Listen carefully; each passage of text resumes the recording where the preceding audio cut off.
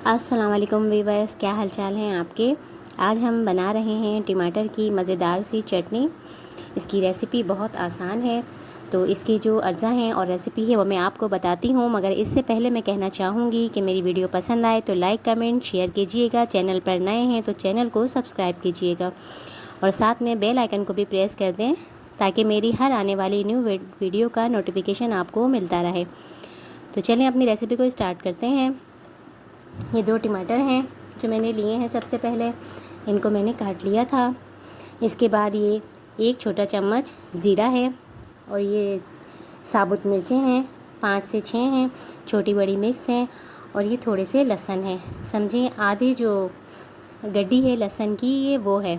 तो इन सबको अब मैं बताती हूँ हमें क्या करना है। बहुत सिंपल है, बहुत इजी है। दाल चावल के साथ, खिचड़ी के साथ और रोटी से, मुख्तलिफ़ किस्म के सादे खानों के साथ हम इसे खा सकते हैं। चूल्हे को हमने जला लिया है। अब ये थोड़ा सा ऑयल है, हम ये इस पे लगाएंगे ताकि ये चिपके नहीं। बहुत थोड़ा सा होना चाहिए। उसके बाद ये टोमेटो है, फिर ये लहसुन है और ये साबुत मिर्चें हैं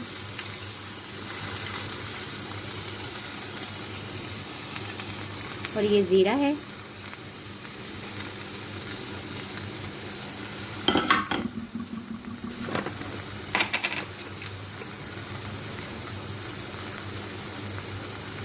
और हस्बे जायका नमक है।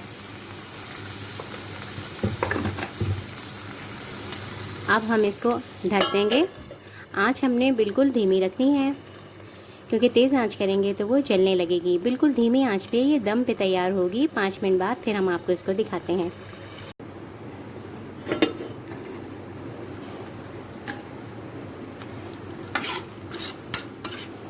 ये देखें,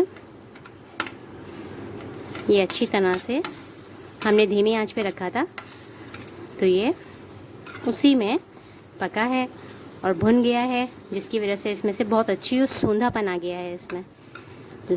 अब हम इसको मोटा मोटा ग्राइंड कर लेंगे।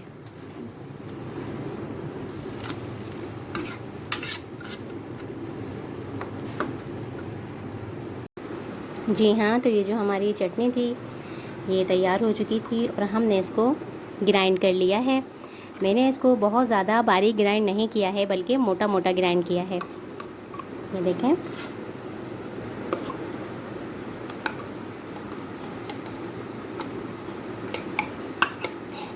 अगर ये आपको ग्राइंड करने में प्रॉब्लम हो तो बहुत थोड़ा सा पानी का छींटा आप मार सकते हैं।